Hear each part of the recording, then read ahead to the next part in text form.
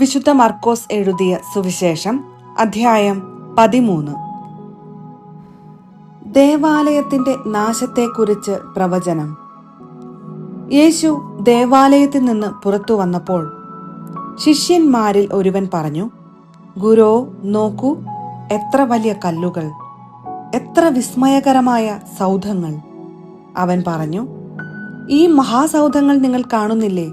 എന്നാൽ ഇവയെല്ലാം കല്ലിന്മേൽ കല്ലു ശേഷിക്കാതെ തകർക്കപ്പെടും.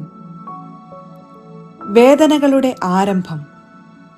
അനന്തരം അവൻ ഒലിവുമലയിൽ ദേവാലയത്തിനഭിമുഖമായി ഇരിക്കുമ്പോൾ പത്രോസും യാക്കോബും യോഹന്നാനും അന്ത്രയോസും അവനോട് സ്വകാര്യമായി ചോദിച്ചു, ഇത് എന്ന് സംഭവിക്കുമെന്നും ഇവയെല്ലാം പൂർത്തിയാകാൻ തുടങ്ങുമ്പോൾ അടയാളം എന്തായിരിക്കുമെന്നും ഞങ്ങളോട് പറയുക. യേശു അവരോട് പറഞ്ഞു, ആരും നിങ്ങളെ വഴിതെറ്റിക്കാതിരിക്കാൻ സൂക്ഷിച്ചു കൊള്ളുവിൻ.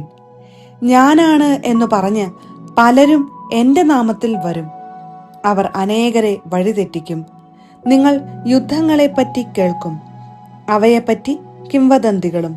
അപ്പോൾ നിങ്ങൾ അസ്വസ്ഥരാകരുത്. ഇതെല്ലാം സംഭവിക്കേണ്ടതാണ്, എന്നാൽ അപ്പോഴും അവസാനമായിട്ടില്ല. ജനം ജനത്തിനെതിരായും രാജ്യം രാജ്യത്തിനെതിരായും തലയുയർത്തും. പല സ്ഥലങ്ങളിൽ ഭൂകമ്പങ്ങളും ക്ഷാമങ്ങളും ഉണ്ടാകും.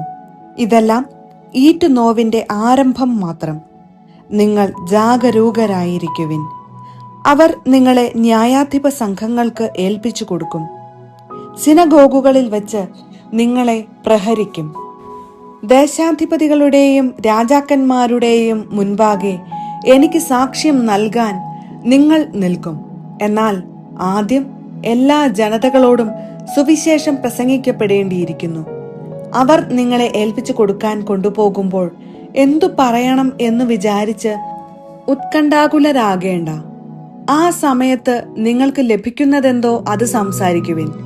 നിങ്ങളല്ല, പരിശുദ്ധാത്മാവായിരിക്കും സംസാരിക്കുക. സഹോദരൻ സഹോദരനെയും പിതാവ് പുത്രനെയും മരണത്തിന് ഏൽപ്പിച്ചു കൊടുക്കും.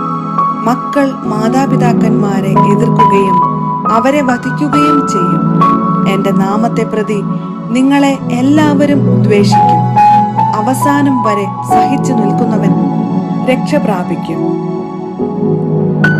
ഭീകര ദുരിതങ്ങളുടെ കാലം.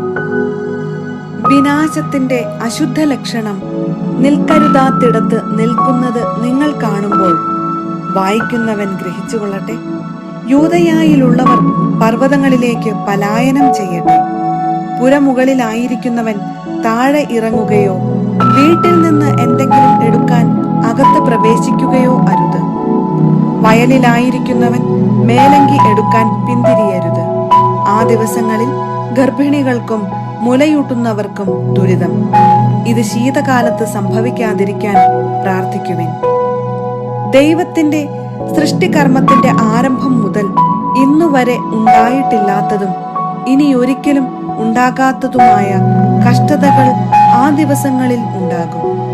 കർത്താവ് ആ ദിവസങ്ങൾ ചുരുക്കിയില്ലായിരുന്നെങ്കിൽ ഒരുവനും രക്ഷപ്പെടുകയില്ലായിരുന്നു. എന്നാൽ തെരഞ്ഞെടുക്കപ്പെട്ടവർക്കു വേണ്ടി അവിടുന്ന് ആ ദിവസങ്ങൾ ചുരുക്കി. ഇതാ ക്രിസ്തു ഇവിടെ, അതാ അവിടെ എന്ന് ആരെങ്കിലും പറഞ്ഞാൽ നിങ്ങൾ വിശ്വസിക്കരുത്. കാരണം കള്ളക്രിസ്തുമാരും വ്യാജ പ്രവാചകന്മാരും പ്രത്യക്ഷപ്പെടും. സാധ്യമെങ്കിൽ തെരഞ്ഞെടുക്കപ്പെട്ടവരെ വഴിതെറ്റിക്കുന്നതിന് അടയാളങ്ങളും അത്ഭുതങ്ങളും അവർ പ്രവർത്തിക്കും. നിങ്ങൾ ജാഗരൂകരായിരിക്കുവിൻ. എല്ലാം ഞാൻ മുൻകൂട്ടി നിങ്ങളോട് പറഞ്ഞിരിക്കുന്നു. മനുഷ്യപുത്രന്റെ ആഗമനം. ആ പീഡനങ്ങൾക്കു ശേഷമുള്ള ദിവസങ്ങളിൽ സൂര്യൻ ഇരുണ്ടുപോകും, ചന്ദ്രൻ പ്രകാശം തരുകയില്ല, നക്ഷത്രങ്ങൾ ആകാശത്തുനിന്ന് നിപതിക്കും, ആകാശശക്തികൾ ഇളകുകയും ചെയ്യും. അപ്പോൾ മനുഷ്യപുത്രൻ വലിയ ശക്തിയോടും മഹത്വത്തോടും കൂടെ മേഘങ്ങളിൽ വരുന്നത് അവർ കാണും. അപ്പോൾ അവൻ ദൂതന്മാരെ അയക്കും. അവർ ഭൂമിയുടെ അതിർത്തികൾ മുതൽ ആകാശത്തിന്റെ അതിർത്തികൾ വരെ 4 ദിക്കുകളിലും നിന്ന് അവന്റെ തെരഞ്ഞെടുക്കപ്പെട്ടവരെ ഒരുമിച്ച് കൂട്ടും. അത്തിമരത്തിൽ നിന്ന് പഠിക്കുവിൻ. അതിന്റെ കൊമ്പുകൾ ഇളതായി തളിർക്കുമ്പോൾ വേനൽക്കാലം അടുത്തിരിക്കുന്നുവെന്ന് നിങ്ങൾക്കറിയാം.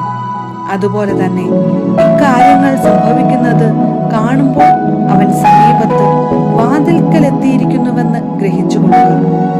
ഞാൻ സത്യമായി നിങ്ങളോട് പറയുന്നു, ഇവയെല്ലാം സംഭവിക്കുന്നത് വരെ ഈ തലമുറ കടന്നു പോവുകയില്ല. ആകാശവും ഭൂമിയും കടന്നു പോകും, എന്നാൽ എൻ്റെ വചനങ്ങൾ കടന്നു പോവുകയില്ല. സദാ ജാഗരൂകരായിരിക്കുവിൻ. എന്നാൽ ആ ദിവസത്തെക്കുറിച്ചോ ആ മണിക്കൂറിനെക്കുറിച്ചോ പിതാവിനല്ലാതെ മറ്റാർക്കും, സ്വർഗത്തിലുള്ള ദൂതന്മാർക്കോ പുത്രനു പോലുമോ അറിഞ്ഞുകൂടാ.